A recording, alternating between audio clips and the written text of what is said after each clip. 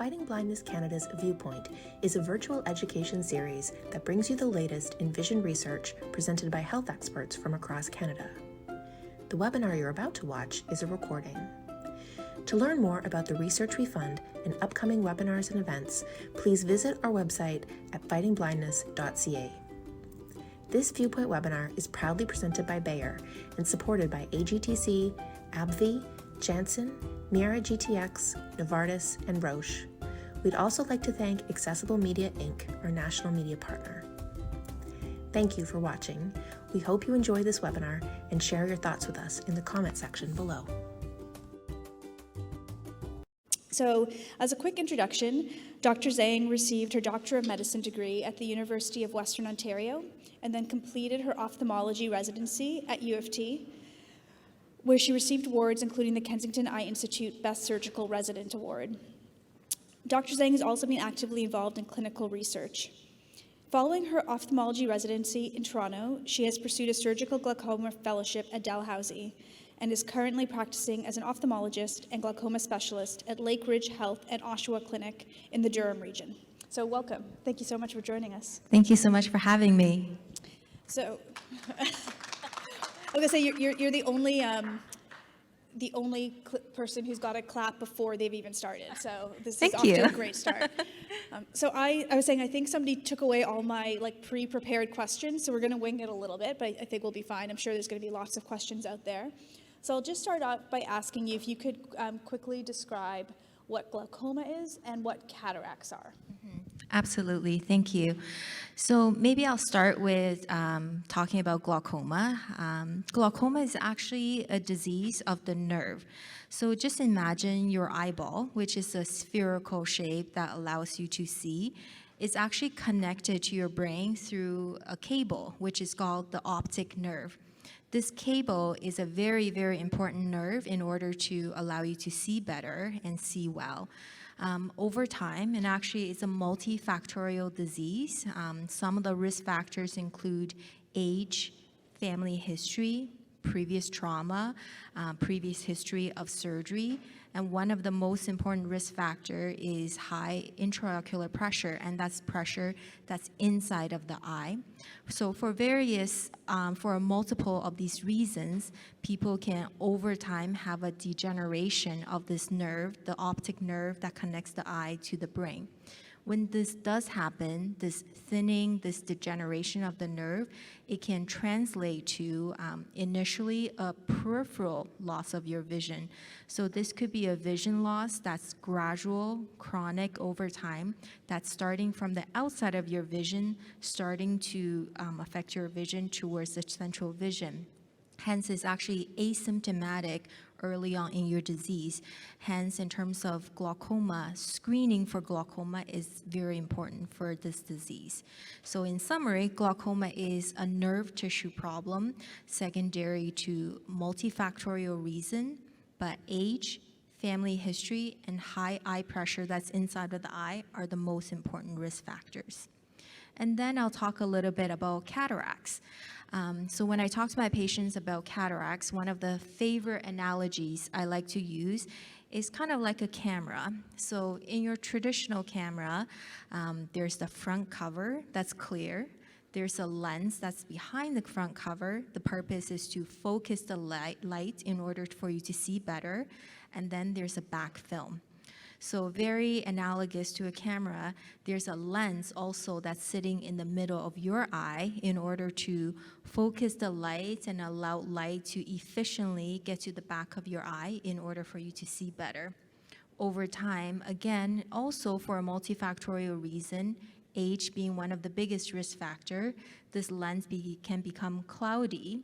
When this happens, that's when cataract develop. And this cloudy lens that's inside of the eye, prohibiting efficient light from getting through this lens is cataract. And that's the reason why people start to have a decrease in vision and cloudy vision.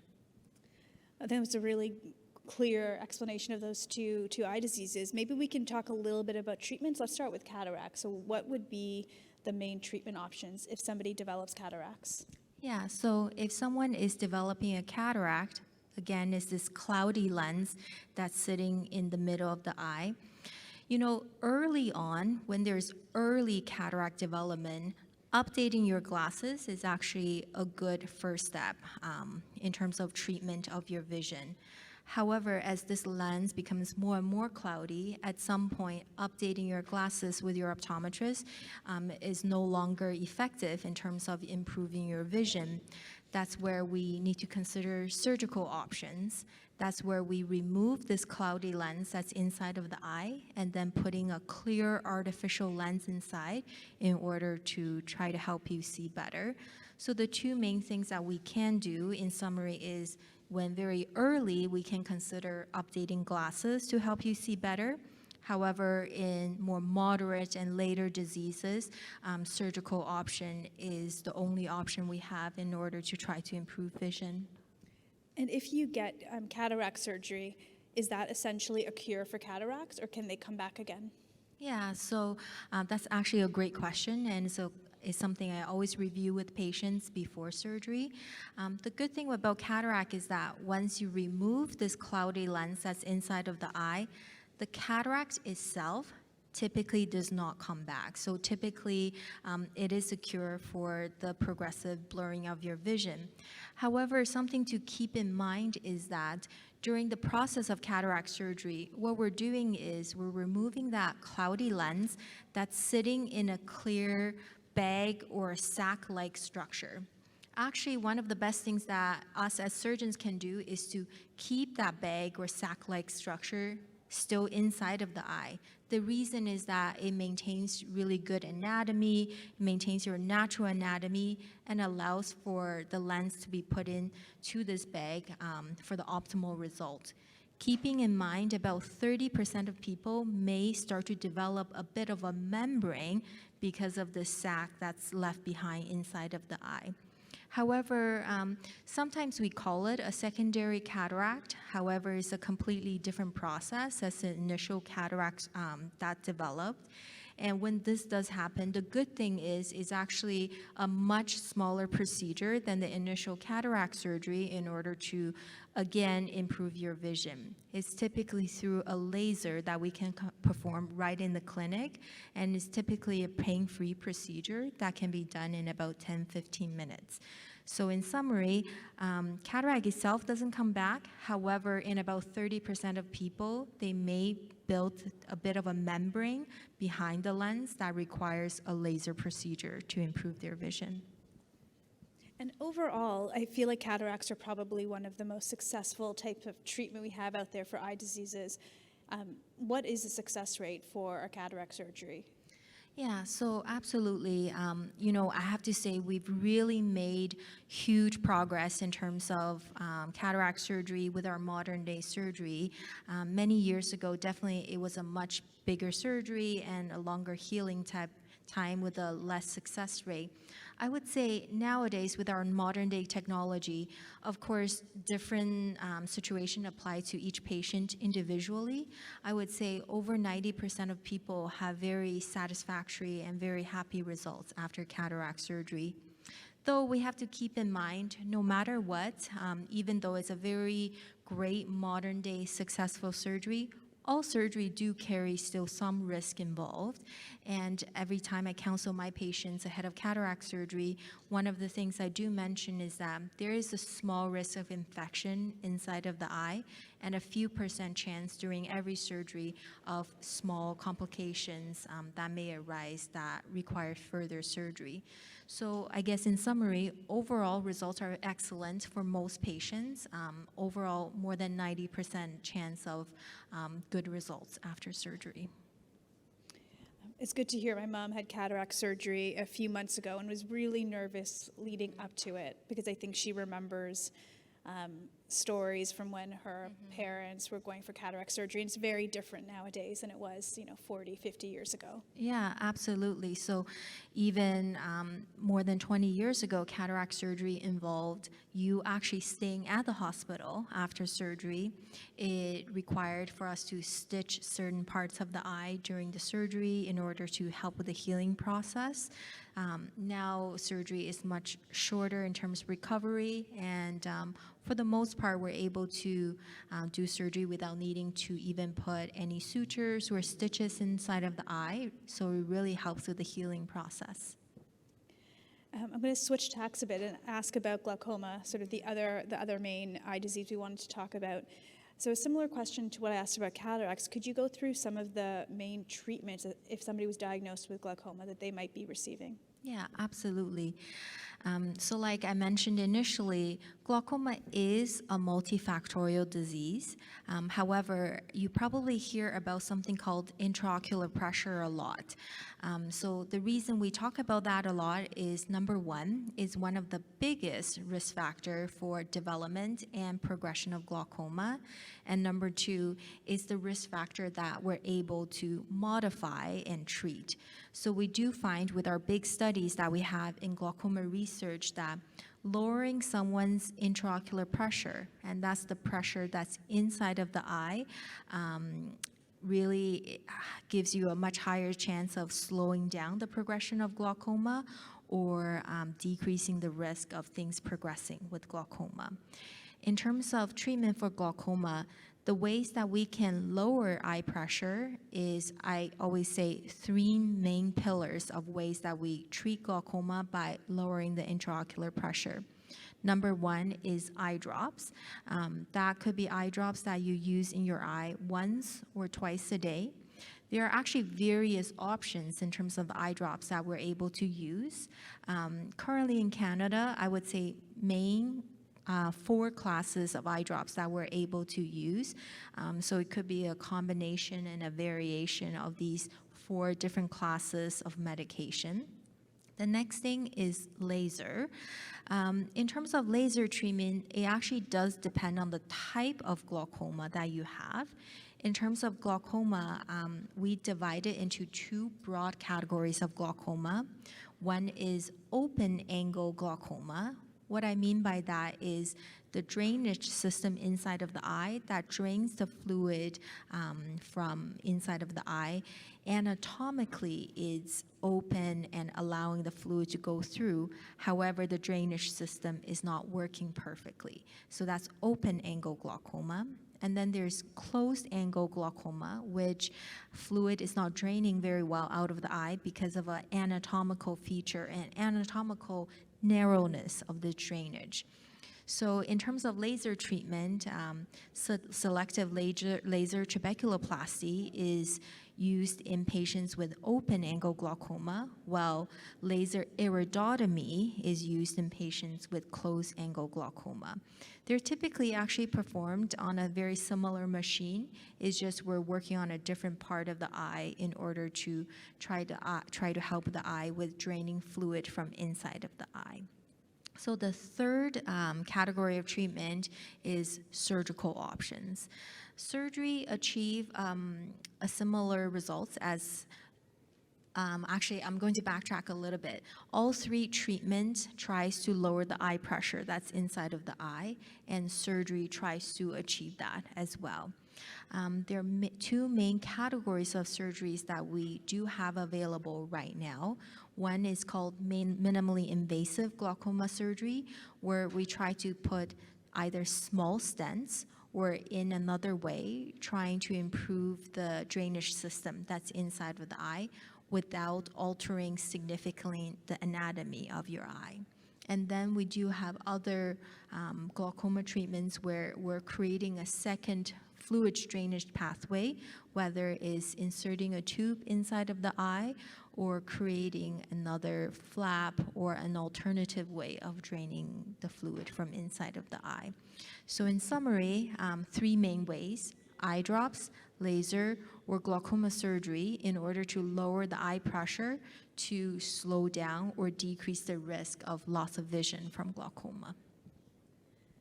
So thinking about those 3 different types of treatments, would a patient use them sort of sequentially? So you start with eye drops, you go to laser, or then you go to surgery, or does it depend on the type of eye disease? Yeah, absolutely.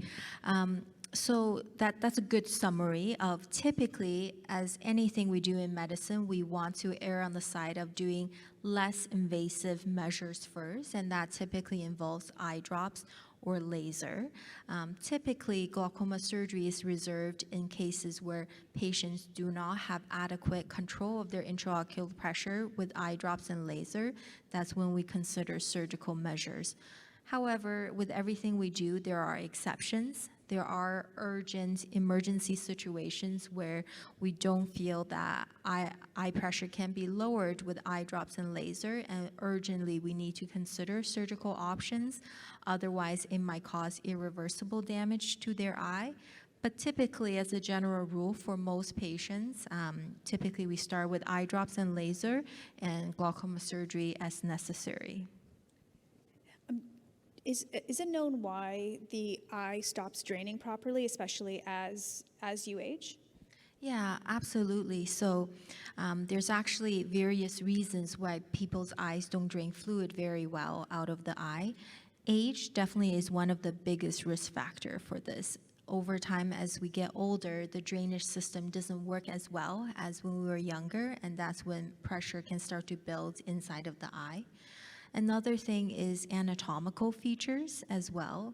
For people with very, very high nearsightedness or very high farsightedness, that causes anatomical variations in their eyes. And when that happens, it can cause pressure to build up as well. There are actually other causes as well. One of the conditions I would like to mention is something called pseudo-exfoliation. I know it's a long term, it's a mouthful when we do say it.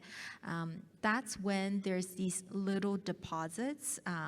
They're almost dandruff-like deposits that deposits inside of the eye for two reasons why this happens. Typically, age and genetics are the biggest causes of this.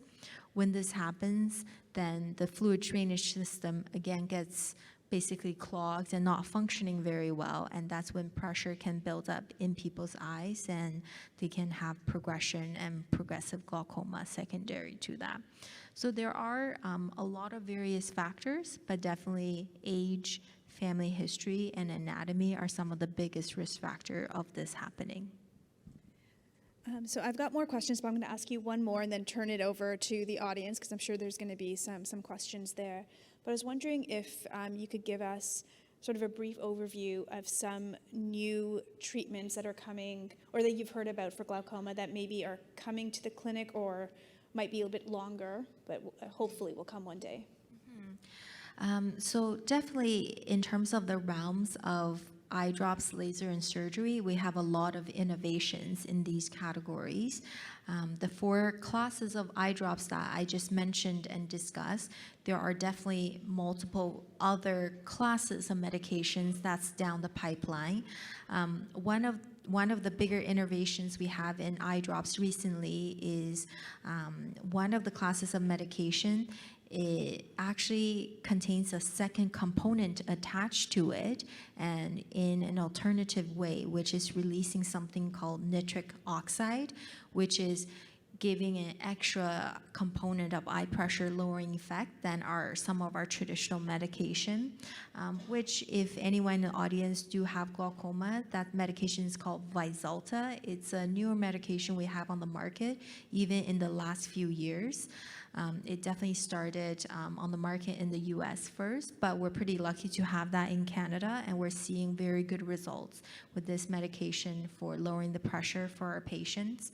There is a couple of other classes of medication that's currently in use in the US and approved by FDA.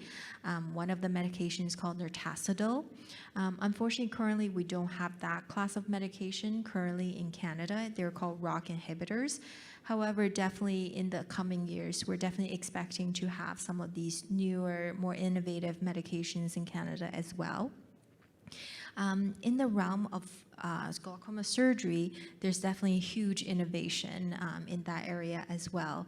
The main area of innovation is called minimally invasive glaucoma surgery that I mentioned a little bit earlier. So that's using very, very microscopic stents that we're placing inside of the eye in your drainage system, without having major alterations to the anatomy of your eye in order to help the eye drain fluid better and decrease the progression of glaucoma. And there's definitely a huge number of devices that's currently available in Canada as well, and also a lot of devices available down the pipeline in terms of innovation and research. Of course, we're constantly looking for alternative methods of treating glaucoma other than lowering the eye pressure, like the mainstay of treatment that I mentioned. Definitely stem cell research is definitely a huge area of research in this area. Unfortunately, nothing really down the pipeline just at this point in terms of what we can foresee of treatment available to patients, but definitely I know worldwide there's definitely a lot of researchers looking into this area. Yeah. Thank you. Is there any questions in the audience? Yes, there are some. So Jackie will come around with a microphone.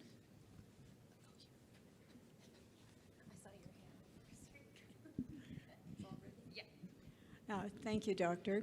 Just a little bit of history. In my 20s, I began to wear glasses or contact lenses, and everything was fine. My parents had glaucoma. I never exhibited any high pressure. And then one day, 10 years ago, my optometrist said she noticed something different in my optic nerve and sent me to a glaucoma specialist. So that was the beginning that I was diagnosed with glaucoma. And the pressure using drops, been fine until 8 years ago, still fine, but cataract removal came about at that time. And my doctor said, when they remove the cataracts, there is a danger of the pressure going sky high. And so he recommended in my left eye, which was more severe glaucoma, having surgery at the same time. I questioned Sorry, which surgery at the same time?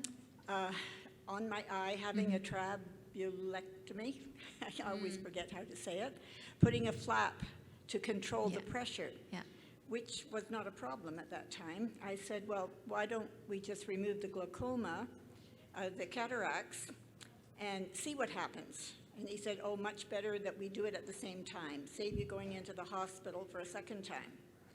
So I said, well, you know what you're doing, okay. So I went in and had the right eye cataract removed, no problem. The second one he removed and did the operation, but the flap did not work and it sealed itself. So over the next few weeks, pressure was fine. So it didn't go sky high, even though the operation wasn't successful. So I just feel that it was a waste of time, it was unpleasant, and I should have just waited to see what happened. Then my second question is actually about the lenses that are used for cataract replacement. One eye he recommended for farsightedness, to see far. The other, let's put one for reading. And I said I tried that with contact lenses in my youth and I could never get used to it. Well then, let's put the left eye just part way so you can see your cell phone.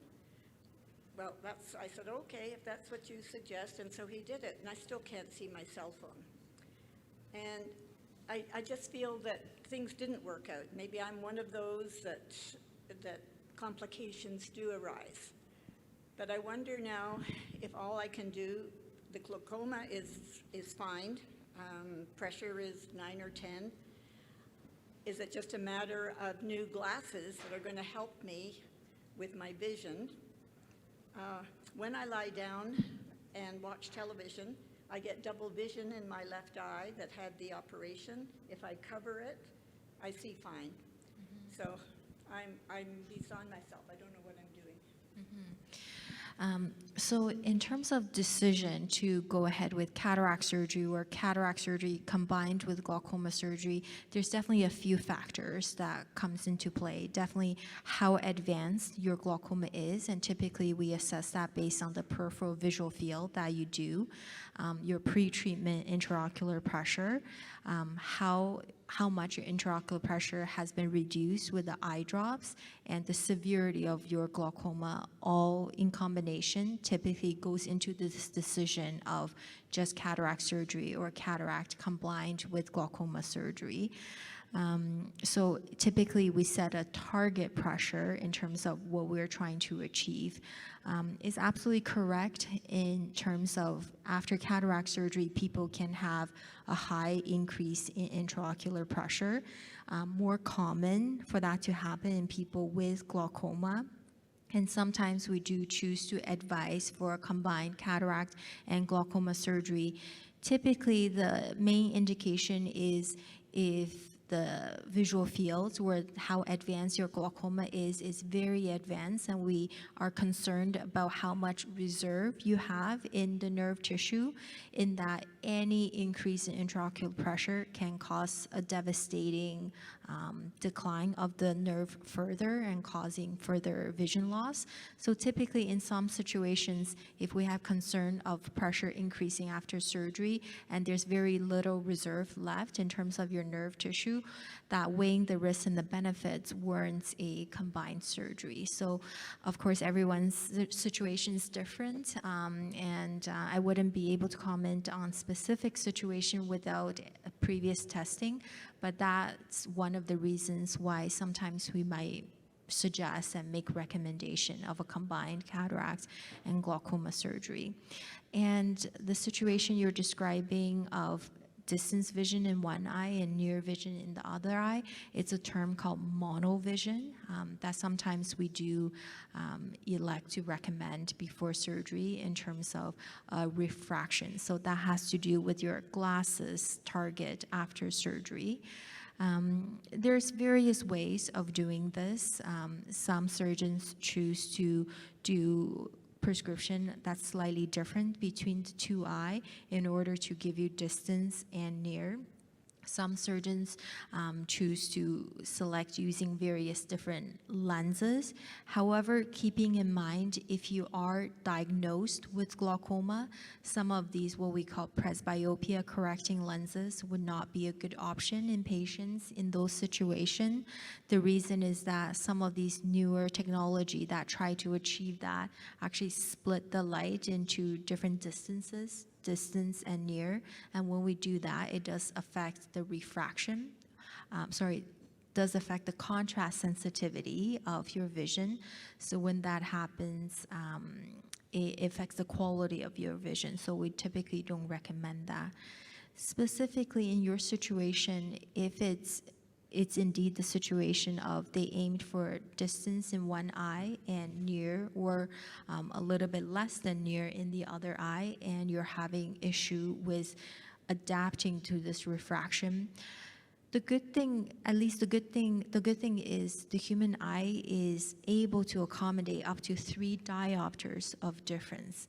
So if this is the situation, depending on how long ago the surgery was, sometimes removing the lens and putting another lens in is an option. And, I really highlight sometimes, because sometimes it's not advisable in specific situation. However, updating your glasses and correcting for some of the differences in refraction might be something that's helpful in your situation. Dr. Zhang, I was just diagnosed with glaucoma in July, so I'm learning all about this, and I've had friends that say, what do you mean you're only taking 2 drops a day? You're supposed to be having another drop at night. Can you address that, please? I just want to confirm, so you're taking 2 eye drops, one of them Only one brand, one drop in the morning and one in early evening. Yeah, so in terms of the eye drops, like I mentioned, we have 4 different classes of medication. Yeah. There's one class called prostaglandin analog, is formulated to be once a day formula, and is typically once a day at nighttime. There are other classes of medication, for example, carbonic anhydrase inhibitor or beta blockers, that are formulated to be twice a day formulation. Some of the reasons why a doctor might choose one versus the other has to do with the side effect profile and some of the factors with your systemic health. So for example, a beta blocker, which is a twice-a-day formulation medication, typically we recommend not to use in someone with asthma, bronchitis, really low heart rate, or really low blood pressure. So that could be a reason why your doctor may or may not want you to be on that medication. The once-a-day formulation prostaglandin analog, the one that you use once a day at nighttime, have local side effects associated with it. Main thing being sometimes subtle changes in eye color, eyelash growth, or subtle appearance change with the way your eyes look.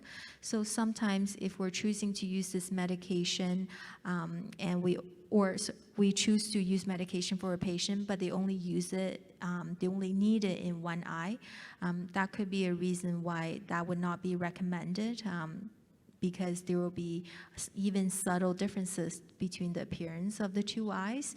So that's some of the reasons why a doctor might suggest the once-a-day formulation versus twice-a-day, specific to if you're using it in one eye or specific to your systemic health and systemic reasons associated with that. You're welcome. Can I also ask, just sort of follow up to that, would you ever combine the drops? Because we often hear about people taking 4 or 5 types of drops. So definitely it depends on the severity, depends on how high your eye pressure is and how severe your glaucoma is. Typically we do most often choose to start with one class of medication and see if that's adequate to control your intraocular pressure to a target pressure that we think is best suited for your eye. Sometimes your starting pressure can be very high, and we're concerned with delayed adding further medication might mean further loss of vision. So sometimes we do choose to start with multiple medications. I would say the most common thing is to start with one at a time.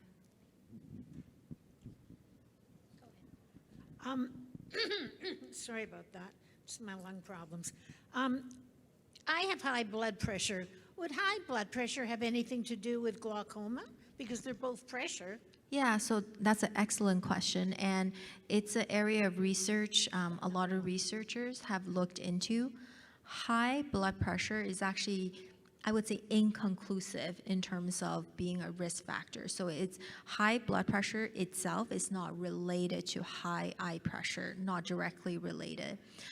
Pressure or systemic blood pressure is one of the things that we consider when we make a diagnosis or monitor a patient for glaucoma. The reason is that people with high blood pressure, you're taking medication to lower that blood pressure typically. There's some research and some suggestion that taking your medication at nighttime may lower your blood pressure overnight very significantly, and really low blood pressure is actually one of the risk factors for glaucoma, particularly normal tension glaucoma. So high blood pressure itself, not necessarily directly related. However, the status of your blood pressure and the medications and when you take your medication is an important thing to discuss with your doctor. Quick question now. I have to use a strong magnifying glass to read anything. Even the high font on my cell phone, I still use a magnifying glass. Would the cause of that be the glaucoma or the macular degeneration? So definitely depends on specific situation, but that's a more common secondary to macular degeneration. Yeah, more common.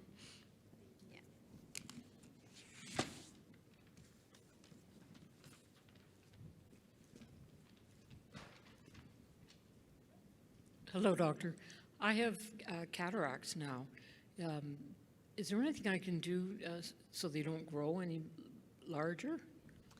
So in terms of development and progression of cataract, typically age is the biggest risk factor for development and progression of cataracts.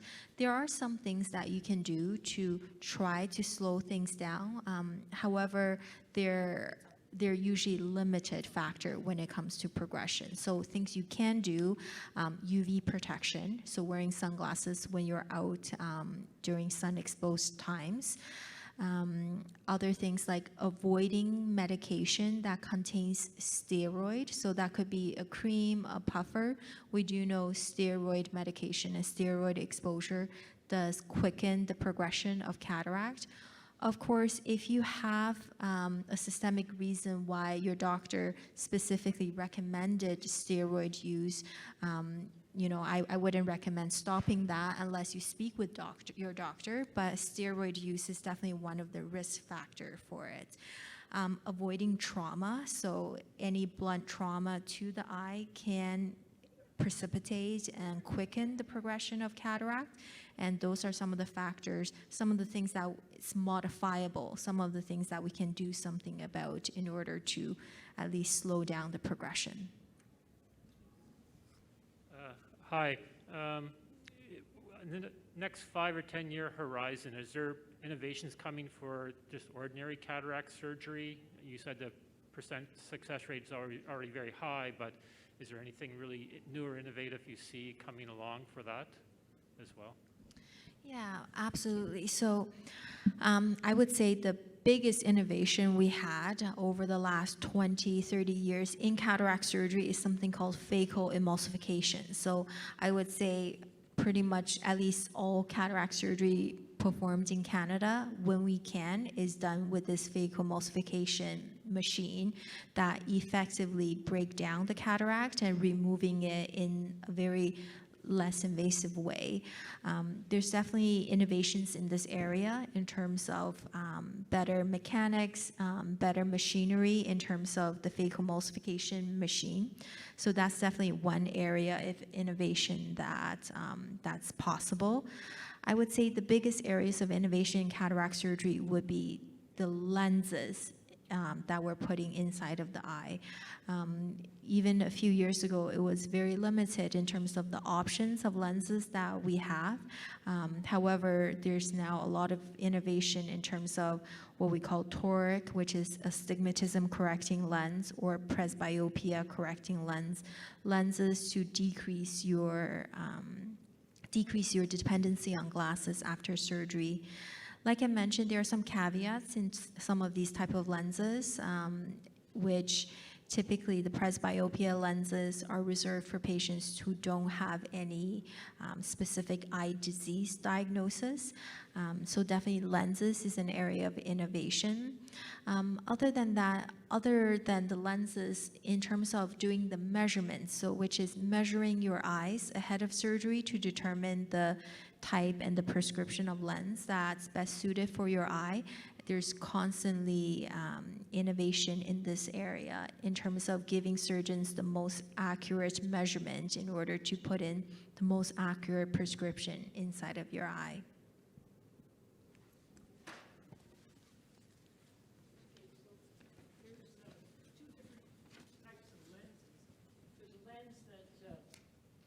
There's two different types of lenses. There's the lens that OHIP will pay for, and then there's the other lenses that the surgeons suggest that perhaps are better.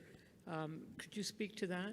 Yeah, there's actually, to make things quite complicated in cataract surgery, the options for lenses are huge. There's a huge range of options for lenses. So typically I divide it into 4 main category of lenses for my patients. So number one, the OHIP covered lenses, which, you know, it's a very excellent lens. It's a foldable lens. It's a lens that we're putting in through a very small incision. So I always tell my patients it's a great lens.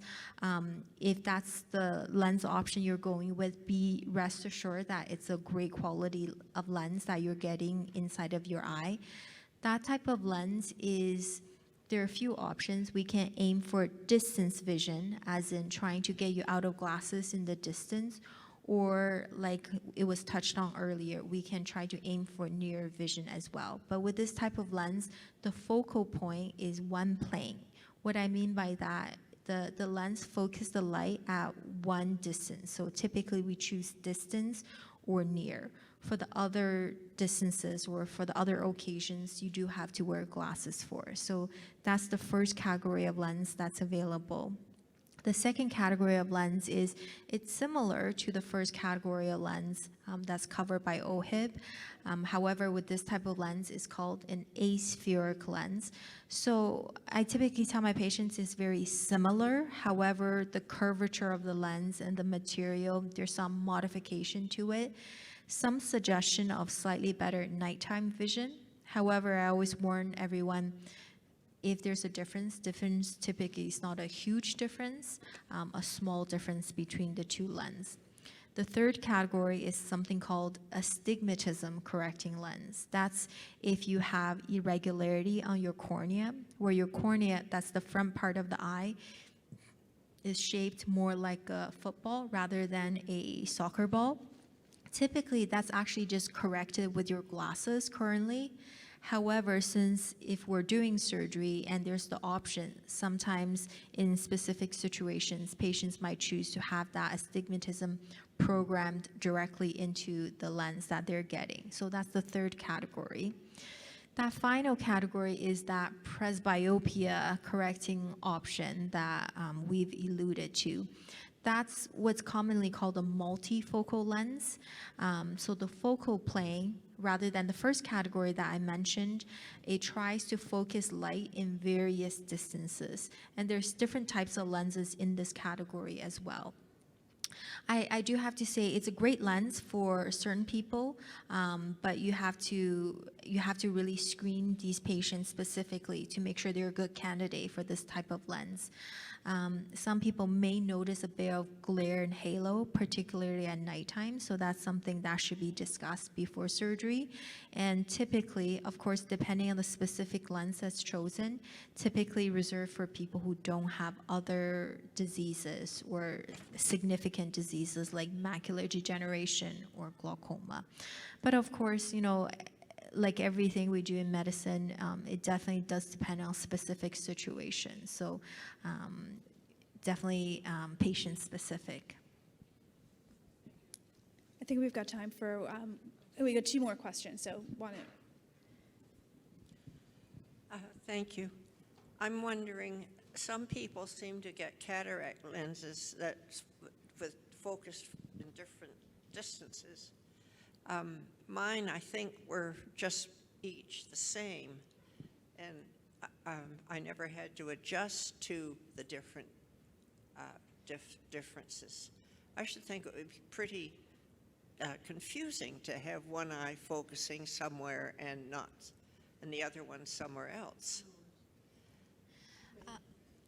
So there's 2 possibilities that you're referring to. One is, so we'll just talk about one eye. The lens that's put in, that lens itself has rings in the middle, and the rings trying to, when you're looking in the distance, focus in the distance, but when you're focused at near, when you're looking at near, it's focused at near. So in that situation, your eye typically can adapt to that, similarly to adapting to a pair of progressive glasses. However, some people with those type of lenses might notice a bit of glare and halo and other issues with it. Though I have to say, even if it happens, it is pretty rare for that to happen. The other possibility that I think you might be alluding to is one eye aimed for distance and one eye aimed for near. So the human brain and human eyes can adapt up to 3 diopters of difference like that. Definitely that should be discussed before surgery, and that should be considered very carefully before surgery. There are some people who can't adapt even to 1 to 2 diopter of difference. There are some cases where we might choose to have you wear contact lenses of different prescription before surgery to make sure that your brain and your eyes can adapt to that difference. But those are some of the thought process and some of the things that's typically discussed before surgery. Thank you so much. Quick question. I have COPD and take a puffer every day, a Brio. Would that be affecting my glaucoma? So that on its own, typically not directly affecting your glaucoma. However, patients with COPD or breathing problem, definitely depending on the severity, typically we do try to avoid a beta blocker type of medication and eye drop in those situations, but not glaucoma specifically. Okay, I want to thank Dr. Zhang Thank for you. such a great discussion. Thank you all for asking so many great questions.